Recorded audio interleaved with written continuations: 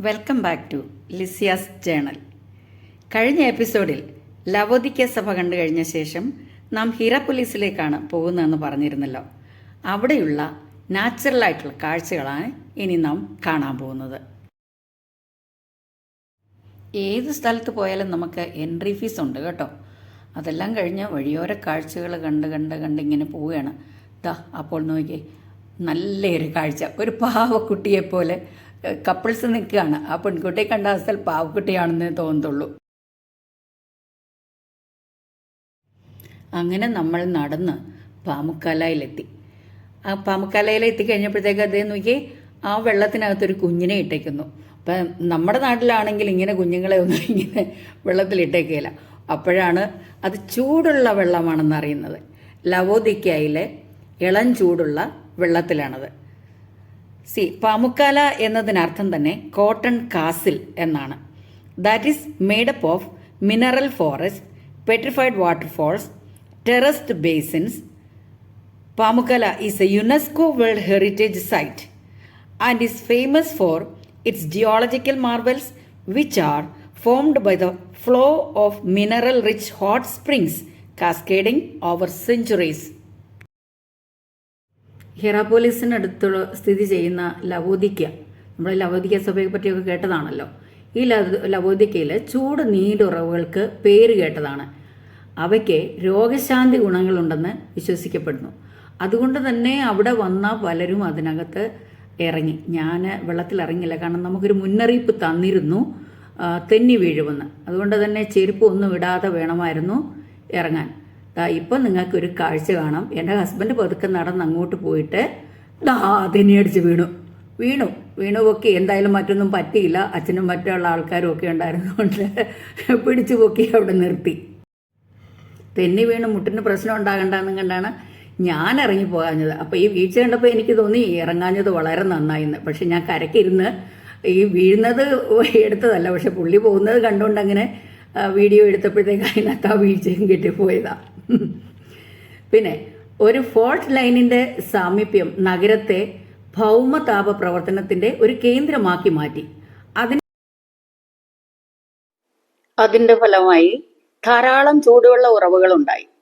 സൂര്യൻ, പ്രകാശം, രോഗശാന്തി എന്നിവയുമായുള്ള ബന്ധത്തിന് അപ്പോളോ ദേവന്റെ നഗരത്തിലെ ആരാധനയുമായി ചൂടുവെള്ളം ബന്ധപ്പെട്ടിരിക്കുന്നു. ഈ വാം വാട്ടർ ഉപയോഗിക്കാനുള്ള ലവോദിക്കക്കാരുടെ നൂതന എഞ്ചിനീയറിംഗ് കഴിവുകൾ അവരുടെ ലക്ഷൂറിയസ് ലൈഫ് സൃഷ്ടിക്കാനുള്ള ആഗ്രഹത്തിന്റെ തെളിവ് കൂടിയാണ്.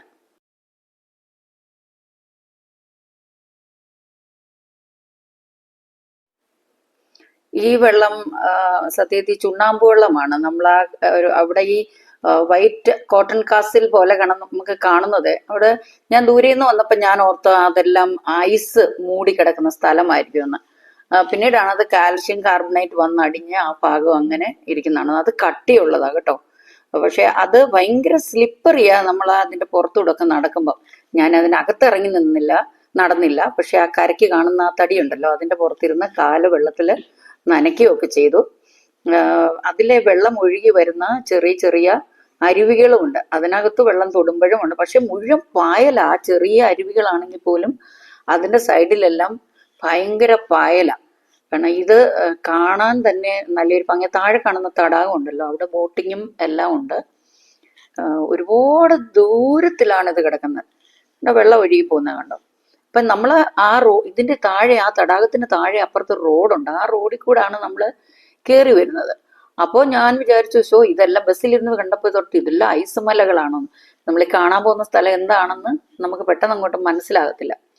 ഈ തട്ട് കാണുന്നിടത്തെല്ലാം നേരത്തെയൊക്കെയുള്ള നമ്മൾ പടങ്ങൾ, ഫോട്ടോകളൊക്കെ എടുത്ത് നോക്കിയെങ്കിൽ അതിനകത്ത് വെള്ളം നിറഞ്ഞു കിടക്കുന്നതായിട്ട് കാണാം. പക്ഷെ ഇപ്പൊ അതൊന്നും ഇല്ല. അതിപ്പോഴും തട്ട് പോലെ കിടക്കുകയാണ്. അതിനപ്പുറത്ത് ഭയങ്കര സ്ഥലങ്ങളാണ്. അവിടെ നമുക്ക് നമ്മുടെ ലവോദിക്ക അല്ലെങ്കിൽ ഹിറാപ്പോലിസിലെ രാജാക്കന്മാര് ഒക്കെ താമസിച്ചിരുന്ന സ്ഥലങ്ങളാണ്. ക്രിസ്ത്യാനിറ്റി അവിടെ ഉണ്ടായിരുന്നു. പക്ഷെ പിന്നീട് അത് മറ്റുള്ള സഭകളെ പോലെ അവിടെയും പല പ്രശ്നങ്ങൾ ഉണ്ടാവുകയും അവിടുത്തെ ആ കെട്ടിടങ്ങളും നിർമ്മിതികളും എല്ലാം നശിച്ചു പോവുകയും ഒക്കെ ചെയ്തിട്ടുള്ളതാണ്. ഇതില് എനിക്ക് തോന്നുന്നു ഞങ്ങൾ ഒരു കിലോമീറ്ററുകൾ അതിലെ ചുറ്റി നടന്നു. ഇങ്ങനെ റൗണ്ട് ആൻഡ് റൗണ്ട് ഇങ്ങനെ കിടക്കും. ഈ പാത ഇങ്ങനെ കിടക്കുന്ന അതിലെ കൂടെ ഒരുപാട് നടന്നു. ഇതിൽ വളരെ കുറച്ചേ ഉള്ളൂ, പക്ഷേ ഒത്തിരി നേരം, ഒരു മണിക്കൂറിൽ കൂടുതൽ ഞങ്ങൾ നടന്നിട്ടാണ് മറുവശത്ത് പോയ വശത്തേക്ക് നമ്മൾ തിരിച്ചെത്തിയത്. അത് എഡിറ്റ് ചെയ്ത് ഞാനത് വളരെ ചെറുതാക്കി എടുത്തന്നേ ഉള്ളൂ.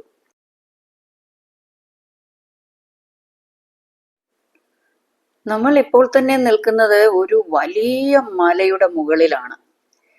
മുമ്പേ ഞാൻ പറഞ്ഞില്ല, തട്ടായിട്ട് വെള്ളമൊക്കെ കിടക്കുന്നത്. അത് ഇപ്പോഴും ആ ഏരിയ ചില ഏരിയയിലുണ്ട്, ചില ഏരിയയിലില്ല. ഇതിനകത്ത് ഇറങ്ങുന്നതൊക്കെ ഭയങ്കര റിസ്കിയാണ്. പിന്നെ ഇതിനോടനുബന്ധിച്ച് തന്നെയാണ് നമ്മുടെ ക്ലിയോപാട്ര സ്നാനം ചെയ്തിരുന്ന കുളം. ഒരു സത്യം ഞാൻ നിങ്ങളോട് പറയാമല്ലോ, ഞങ്ങളത് കണ്ട് ഫോട്ടോ എടുത്ത്, പക്ഷെ കുളമായതുകൊണ്ട് എനിക്ക് അങ്ങോട്ട് ഫോട്ടോ എടുക്കാൻ ഇച്ചിരി മടിയായിരുന്നു. ആണും പെണ്ണും ഒക്കെ കുളിച്ചുകൊണ്ടിരിക്കുന്നത് സ്വിമ്മിങ് സൂട്ടിലല്ലേ.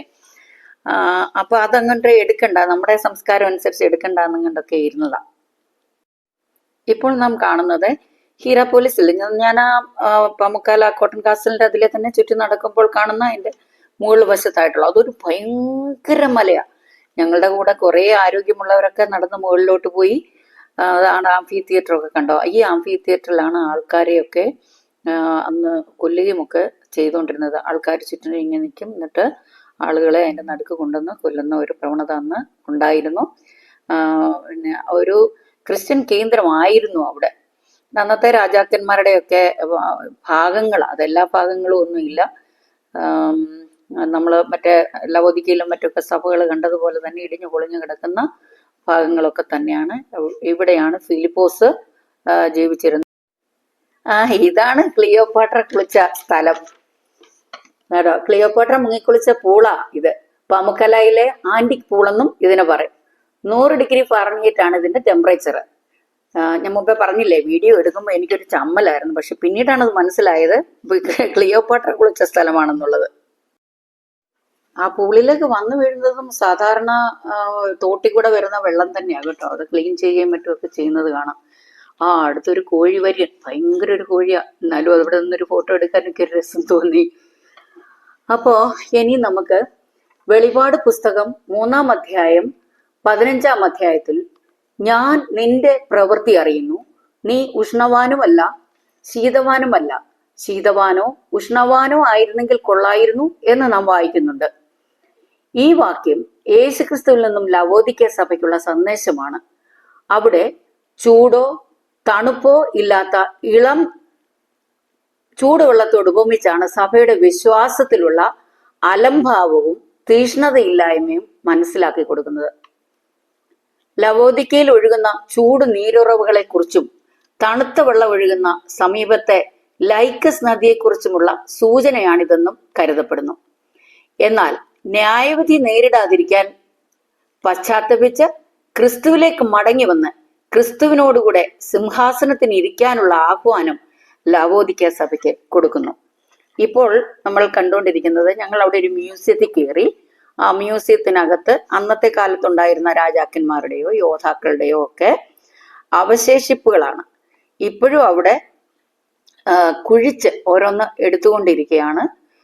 13-ാം നൂറ്റാണ്ടിൽ ഉണ്ടായ ഒരു എന്താ നമ്മൾ പറയുന്നത്, എർത്ത്ക്വേക്ക്, അതിനുശേഷം എല്ലാം തലതിരിഞ്ഞു പോയി. പിന്നെ അവിടുന്ന് ഇപ്പോൾ കുറേശ്ശെ അവിടുന്ന് പൊക്കിയെടുത്തുകൊണ്ടിരിക്കുകയാണ്.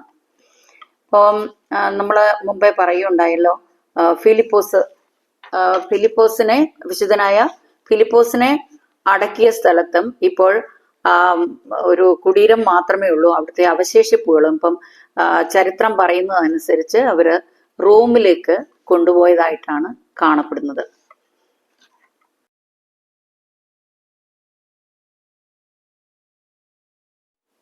അപ്പോളോ ചക്രവർത്തിയുടെ സ്തൂപത്തിന്റെ ഭാഗങ്ങളും പിന്നെ ആർട്ടമീസ് ദേവിയുടെ ടെമ്പിളിന്റെ, അവരെല്ലായിടത്തും ഓരോ സ്തൂപങ്ങൾ വെക്കുമല്ലോ, അതിന്റെ എല്ലാം ഭാഗങ്ങളും ഒക്കെ ആയിട്ട് പലതും ഉണ്ട്. പേരുകളൊക്കെ തന്നെ അത് വായിച്ച് പെട്ടെന്ന് അങ്ങോട്ട് മനസ്സിലാക്കാൻ നമുക്ക് പാടാണ്. അപ്പോളോയും ആർട്ടമീസും ഒക്കെ കേട്ട് പരിചയമുള്ളത് കൊണ്ട് അതങ്ങ് ഓർത്ത് പറഞ്ഞു എന്ന് മാത്രം. എല്ലാ കാര്യങ്ങളും നമുക്ക് അന്നൊക്കെ എഴുതി വെക്കാനും ഒക്കെ ഭയങ്കര പാടാണ്. ഗ്രൂപ്പിലായിട്ട് പോകുമ്പോഴേ എഴുതാനും കാണാനും. പിന്നെ ഞങ്ങൾ തന്നെ ചിന്നിച്ചിതറി പല ഏരിയയിലായിട്ടാണ് പോയത്. ചിലരൊക്കെ ഈ ഭാഗത്തോട്ട് തിരിഞ്ഞു, ചിലരൊക്കെ ഫിലിപ്പോസിന്റെ ശവകുടീരം കാണാനായിട്ട് പോയി. അപ്പോൾ ശവകുടീരം കാണുന്നത് 1.5 കിലോമീറ്റർ വീണ്ടും മലമുകൾ കയറി പോകണമായിരുന്നു. അതുകൊണ്ട് അച്ഛൻ കുറച്ചൊരു 15 പേരടങ്ങുന്ന വേറൊരു ഗ്രൂപ്പ് അതോടെ ഇപ്പം നിങ്ങൾ കണ്ടുകൊണ്ടിരിക്കുന്ന ഫിലിപ്പോസിന്റെ ശവകുടീരം അതിന് ചുറ്റുപാടുമുള്ള ഏരിയ ആണ്. അപ്പൊ താങ്ക് യു എന്നെ ഇതുവരെ ശ്രദ്ധിച്ചതിന്. വീണ്ടും കാണാം.